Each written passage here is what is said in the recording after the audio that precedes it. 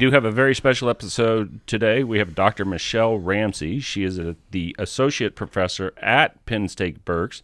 She specializes in communication arts and sciences and women's gender and sexuality study, which means that Dr. Michele Ramsay, myself, Darren, and Micah will be discussing what roles that gender plays in music in society. So Mike and I have been doing this show for nearly 2 years. This is a talking show about music and entertainment.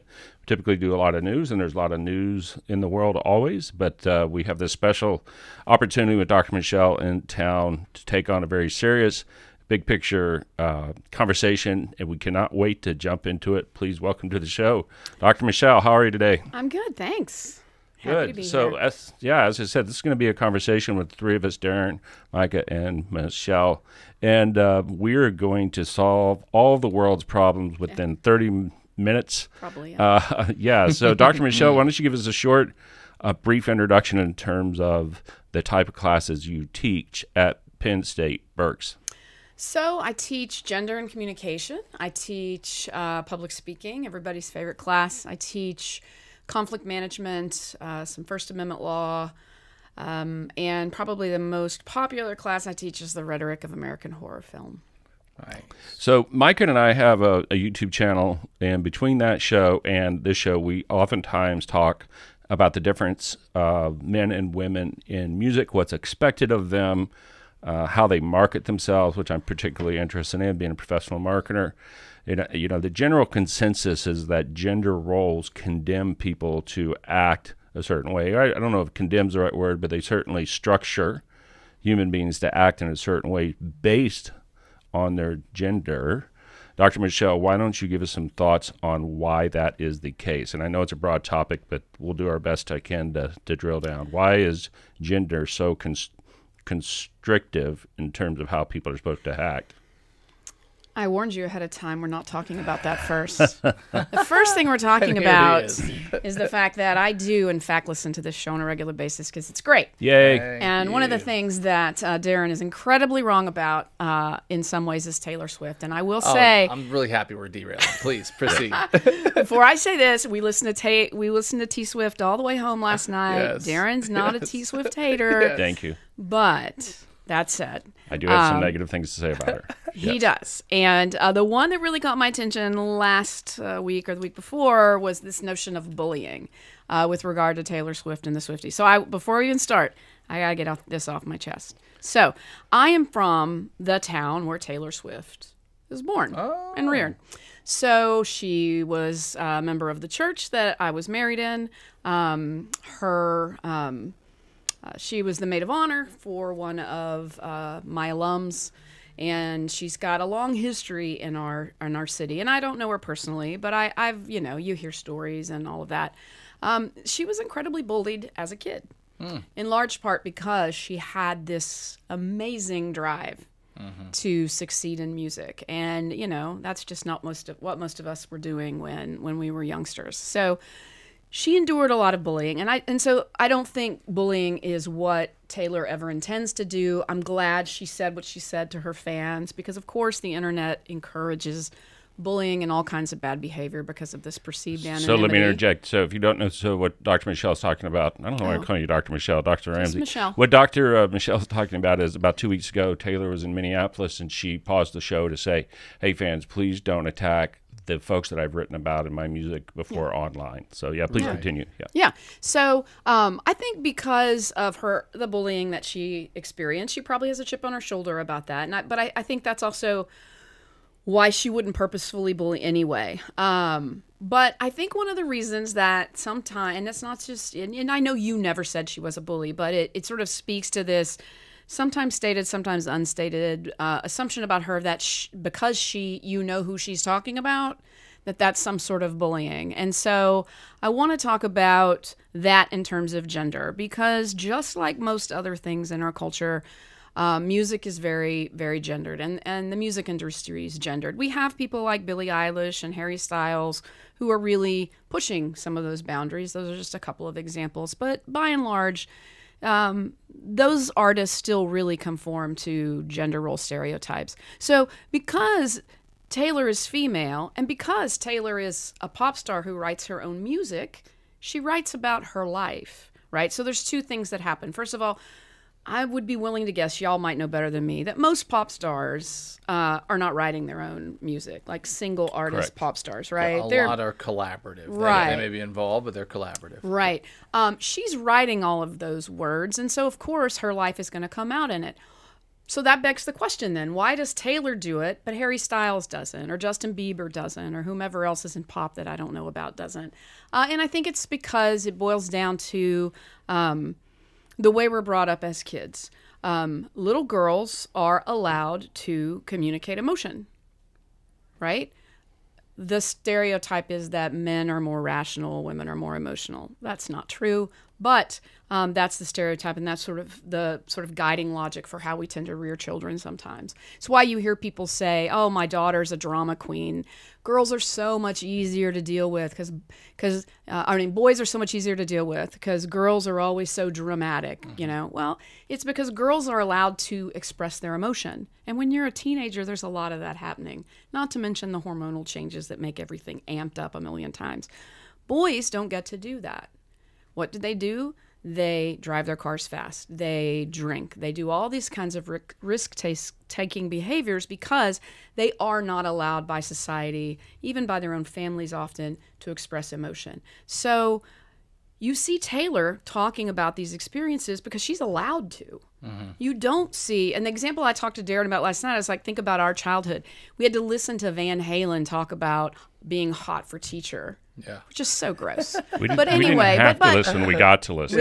Okay, I love Van Halen. I do. But gross. Why don't we hear Van Halen talking about being heartbroken in high school? Sure. Right. Because it's not okay. Yeah. It's okay to objectify and to sexualize. It's not okay to be vulnerable. So I think one of the reasons that Taylor gets a lot of crap for what she writes is she's allowed to, and it's and boys aren't, and it's so, also acceptable inside of that gender role. That's what you're saying. Absolutely, it's acceptable for her to talk about those things. And so I rolled my dad's truck when I was younger. Are you trying to? Did I just have like a psychology lesson right here? Do I need to speak with my psychologist about probably. this? I feel like you kind of are. Well, you never told me that. Sorry. Apparently, Listen, I need to work on my emotional intelligence. But I'll if get anyone there. doesn't need to, I'll it's get you, there. Micah. I'll get there. If you're just joining us, this is 94.3 FM, Tuesday, July 18th, there in the Mike Show with Dr. Michele Ramsay, expert in women's gender and sexuality from Penn State Berks. Micah, please continue. Yeah, I think Darren's his big crux of his disillusionment with Taylor, we'll say, right? Not dislike, because you don't necessarily dislike Taylor. I don't dislike her at all. I don't think you do. There are things In fact, I wish she would do much differently. There are things about her that I think you respect a lot. 100%. But your disillusionment is that she does the same recipe. That's that part there's of it, never a different recipe. Yeah. I am a believer that like I could eat the best pasta primavera over and over for the rest of my life, and I probably wouldn't complain about it. Just add a little basil, add some salt, maybe put some truffles on there one time. But also, what band doesn't do the same thing over and over Well, again? It's very hard to break. Yeah. This is where we kind of I think That's Taylor what genre repackages. is. She's on a tour right now. They're like, here's all my best stuff I did in the past, and she's not even hiding from it. She's promoting. Look, so let me make it clear about Taylor. Wonderful musician, wonderful writer. I think I'm one of the few in the internet world that says how much of a good rhythm guitar player she is. Here's my. You probably challenge. are on a small list of that. Actually, it's Taylor's Swift fans, the Swifties. Oh. That are bullies, okay, and I do think Taylor has some culpability with that. There, here's my challenge with what you said, and when I say challenge, is not challenging you. This is how I challenge. Think about it. Two things. One is I get that Taylor was bullied. She has a chance to break the cycle of bullying, which is what everybody says to do, and she chooses not to. So there is a form of bulliness with her. With the words and the lyrics that she chooses. That's number one. Number two is for those folks who have challenged Taylor's approach, she will go after them. For example, Amy Poehler Tina Fey making a joke in 2017 at an award show. And the joke was, Taylor Swift is here and she's dated all of history. Oh, she broke up with history. So Taylor's response to that in an interview was, there's a special place in hell for women who don't spell women. I consider that a form of bullying. Now, if you look at bullying... Are you in talking that it was Amy Poehler and Poehler. then bullying? Yeah, so, no. No, So Amy Taylor Poehler told a bullied joke. for- Yeah, because Taylor Swift's response going was, there's a special place in hell for women who don't support women.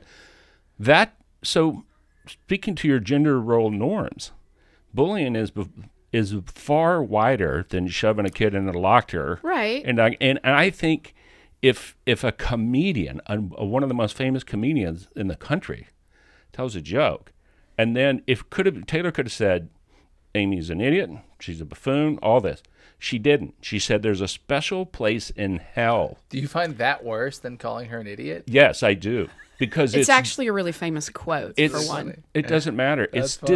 dismissive Was she joking? of her. I thought she And was. Taylor's response brought gender norms and sexuality into it. Because she didn't say Amy. She said women. Why did she have to make a joke? And I love Amy Poehler. Why did Amy Poehler have to make a joke about Taylor Swift that resonated with all the sexists? You're skipping my point. No, I'm which is, not. I'm getting back why to did the- she? I don't know No, why. you don't Ask get Amy to ask Poehler. I'm why not here to Taylor speak for did Amy. something if you don't also ask why Amy Poehler made the choice she made. Okay, I Just will because ask it's that. comedy, But it the doesn't point. make it not sexist. Well, okay, fine. But the point is that if Taylor wants to rise above this, break the cycle, be the champion that she positions herself as, Amy didn't go after Taylor being a woman. Taylor went after Amy being a woman. That's the difference. No, she absolutely She did. said there's a special place in hell for Taylor women. Swift has the audacity to not let men treat her like garbage. It's Amy Stop Poehler. it. Amy Let me Poehler. finish. Amy Poehler. Not treat her like garbage. And she also has the audacity to call it out publicly when it happens. She That's happens to have a fine. huge platform. Yeah. If I did that on my blog, nobody'd be upset at me. She just happens to have this huge platform. Amy Poehler could have made a million jokes about Taylor Swift. Taylor Swift would have laughed at. So you think what She Taylor chose said one, is not no, bullying? wait. She chose one that spoke directly to the patriarchy sort of framing of Taylor Swift. Here's It was an dumbing easy- dumbing it you was down for low-hanging us dumb fruit, people. I guess is what I'd say. Is Taylor Swift's response to Amy Poehler's joke a form of bullying? Can I ask a different question? Hold on, I want to see what her I answer don't is. think it is. I do. That's where we're. That's where we we differ. disagree. Yeah. I think it was. I think it was way more pointed than it needed to be. I think it was but also again, Amy Poehler made a decision. I took about it what as joke to I tell. took it as People tell jokes about you're a Taylor traitor to all our the time. sex. That's what she did. You're a traitor to our sex. There's a special place in hell for women who don't support women. Then that's gender bias right there. No, that's first of all, it's a very famous quote. I don't understand how that's it does relevant. matter. It does matter because It's the intent behind the quote. Amy Poehler has a lot of power, and she could take So does that power. Taylor has more Stop power it. than She Amy. could take that power, and she could make fun of Taylor in a way, or make fun of Taylor's life in a way that didn't attack Taylor. It's easy. People do it to Taylor all the time. I watch TikToks all the time of Taylor laughing at jokes about her. She's not somebody who won't take a joke. Oh, man. She is somebody, though, that when you want to come at her on her dating and all of that stuff, which, by the way, nobody does to men, and that's Taylor's point. I agree with you on that. Pick something else to go out. There's a lot of things you can go after Taylor for. I feel like we're gets a- hold on. I Micah feel like gets we're two conflating the unfairness of Taylor being made fun of with her dating with how she responds. You're sort of justifying her approach just because she's been picked on. Two things. I have to remember both of these because I feel like they're very interesting. Yeah. Which is rare for me to really feel like I got one. Yay. The question is this: do you think that Amy Poehler's statement was bullying? No, I don't think it was bullying. I think it was a bad joke. Yeah. I think it was low-hanging fruit. Yeah. It's what everybody jokes about with Taylor. Ha ha, Taylor's talking about another ex-boyfriend. Ha ha, Taylor's making her dating history public. So it was just It's low not a hanging bad fruit. joke. It's an unoriginal joke. It's unoriginal, and it just but it's not bad. It's kind of you funny. can make fun of Taylor for so many things, and Taylor will laugh along. And truly, I can't tell you the name of all of Taylor's albums. I'm not a huge Swiftie or anything, but I do think Polar could have picked a better joke, and she's way smarter than that. I always think that you can be a bully if you're being retaliatory. You can. But it makes it a lot harder. If you're swinging back after somebody started something, it makes it a lot harder. So moving on from Tay-Tay, which we could spend a lot of time. We could, the whole She's day. made a career because we all talked about it, and she can obviously handle the heat, or she wouldn't still be in the kitchen. The second thing that was just mentioned that I found interesting is that guys don't get picked on for dating or gender roles, but they actually, there are definitely a number of territories where that is a thing. Depends on how they carry themselves. But If they're braggadocious about it. Braggadocious about it, they can be. But you're right. But it's very different. Yeah. I'm genuinely curious about this example. I'm a huge 49er fan. Okay. And the quarterback for San Francisco in the past was named Jimmy Garoppolo. Okay. So Jimmy dated a porn star. Okay. It became a huge thing. They called him porn star Jimmy. And then it went on to being like, he's just a playboy. He's not that intelligent. He really doesn't have and then it just unraveled. Doesn't have a high IQ. Can't play football because you can tell his decisions that he's making, et cetera, et cetera. So I don't see these are two completely different conversations. But I still have watched a number of scenarios where it was that style of thing happening to a male. And I just found that interesting. I was like, what is the impact of that? Is it good? Is it bad? As I watched his career, it dwindled more and more because people questioned his actions, and therefore it questions his ability and his IQ to play. Well, questioned his ability to do that. I was just kind of curious. Yeah, before you start, Completely derailing. Dr. Ramsay, again, you're listening to Darren Mike's show. It's Tuesday, July 18th. Number one, it should be allowed to bully Mike for being a 49ers fan, right? That is the exception. Guess who to that can right take there. the heat? I've been living in this kitchen for 37 years. All right, bring it on, Dallas. Exactly. Well, and I mean this. I know this. Michelle won't agree, but there's three groups of people that we can still dump on. One is porn stars. The other one's strippers. The other one is middle-aged white men. I don't know about We're allowed to badmause those people with impunity. Wait, what? So I didn't know that about Jimmy Culturally. Garoppolo. Culturally. But I didn't know that about him because the Niners have had 17 quarterbacks in the last two seasons. But I've had four. They're all better than Dak. anyway, they shouldn't just because she's a porn star. Whatever. They did but- because she's a porn star. Yeah. Is what I Right. would say. Yeah. Because football players date all kinds of women who are all usually pretty attractive, right? Mm-hmm. This one happens to Like a subcategory. be this subcategory that publicly we're supposed to hold disdain for. Right. Privately, Yeah.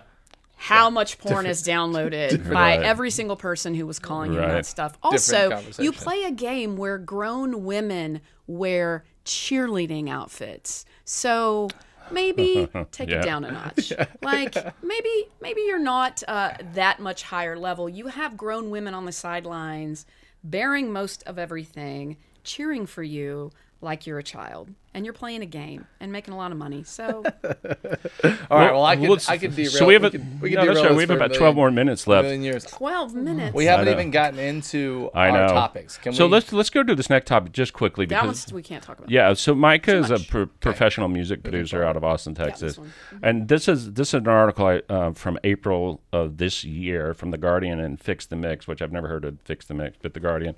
Only 5% of music producers are women. It's way too Which I thought. What's that? low. So it's way too low. But yeah, that's needs to I had no idea. Anyway, My wife's there's- a better producer than me, and she doesn't know how to play an instrument. well, so they asked a woman named Catherine Marks, who's co-produced some people recently. I don't know her, but that doesn't mean anything. And her response was, there's still a perception issue that impacts their ability. She's talking about women. There's still a perception issue that impacts the ability to find management and get introduced to decision makers in the industry. Micah, I mean, for me, for a job that is critical, that you think creatively and with the end result in mind and differently, there's nothing physical about music producers. Why do you think it is? Is it just as simple as this is how it is and everything, or what? I mean, this is definitely a top. I feel like this is a profession that this shouldn't impact, but maybe I'm wrong. Oh, I mean, it's just that it's like any other industry that the top down's been hiring up for forever. So the nice thing is, now we can all kind of build our own paths, and like anyone can be a producer. I don't need someone to go say like you're now a producer, like a realtor degree. So things will change, things will continue to shift. But as long as the top is hiring on the way up, it's been like that for forever. I wonder if it's the case with movies and directors too. Do you have any idea? 100%. Yeah, 100%. That's just like who's held the position. And so it's hard to get through, and music's no different than any other industry. 5%'s the norm. I can't remember the last time I looked at a statistic, but I do remember the norm of Fortune 500 CEOs being about 5% female. And I can explain. I mean, so there's two things. First of all, there's the gatekeeping, and that's what you're talking about, right? We tend to hire people that look like us, that think like us, that seem like us. Yeah, a lot of times it's unconscious. It is unconscious bias. Keep doing it doesn't mean that's right. It's an unconscious bias for a lot of people. A lot of people, though, it is also completely conscious. So we have this idea of leadership and perspectives of leadership. Good leaders are male because they're rational, they're logical, they're not emotional. What we know from research is that good leaders are actually, like, we have this continuum of masculinity and femininity. The best leaders can go up and down depending on what the context requires. Right. Like sometimes so there are times, need to be. Right. Yep. Sometimes there are times when you need to be competitive and loud and and like not take anything from anybody. There are times when you need to be collaborative and you just need to sit back and listen, and you need to be empathetic, and you need to show emotion and care. Right. And you need to be able to, the best leaders can do all those things. Yeah, you need to be able to scale. Right. But we do have when you think leader in your mind in this country, you think male. And so it makes sense then that when people are making decisions, those biases are always a part of that decision. It's funny, maybe I'm lucky, but like I genuinely think my wife is better than me than everything. So like that's out. that's please take over. Please not chicken picking. Yeah.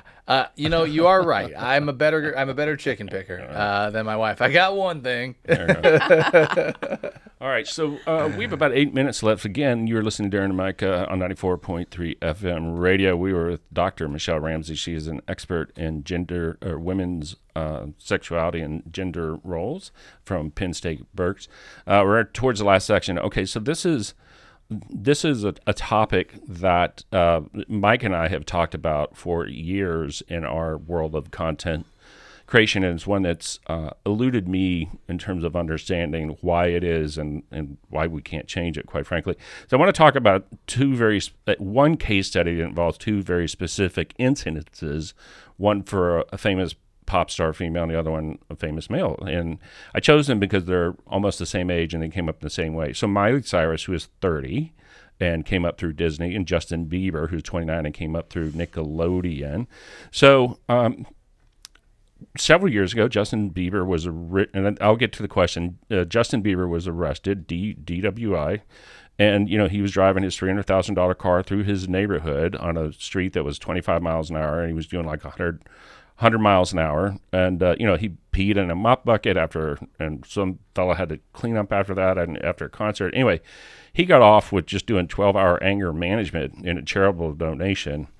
Right around the same time period, Miley Cyrus was, in 2013, her VMA, Video Music Awards, did a song, Blurred Lines, with Robin Thicke, and she took her foam finger and pushed it into Robin Thicke's crotch. And I distinctly remember both time periods of how they were judged so harshly. I bet nobody remembers Justin Bieber, the male, driving so fast in the neighborhood, which is potentially dangerous for him and kids and everyone else. But I think everybody remembers that time period Miley Cyrus acted the way she did. And so Miley, I'm almost done with the intro. Miley said in an interview in May of this year with BuzzFeed that in her early 20s and that a performance, she just did this 10 years later, she said, I was creating attention for myself because I was dividing myself from a character I had played, meaning Hannah Montana. And I remember phone conversation I had with my friend where I said exactly that. That's what she was doing. I was trying to tell people she's not a little kid anymore. She's a grown woman. She's not Hannah Montana. This makes me bonkers insane that we still remember that as a society, Miley Cyrus, but not Justin Bieber driving drunk 100 miles an hour, which is just insane to me. I'm going to shut up now. Why don't you make me feel better, Dr. Michele Ramsay, of helping understand why this is the case. Big question. So one of the things I used to do in class is I used to have the chalkboard, and I would have sign for female, sign for male over here. And I would leave the classroom and I would let everybody in class write on the board any words we use to talk about males or females, that binary. And I would come back in and we would figure out sort of what are the patterns. The chief pattern is that words about women were all about looks. The words about males, whether they were bad words, good words, nicknames, were all about action. So we judge women based on appearance. We judge men based on their actions. And so that explains a little bit of it, right?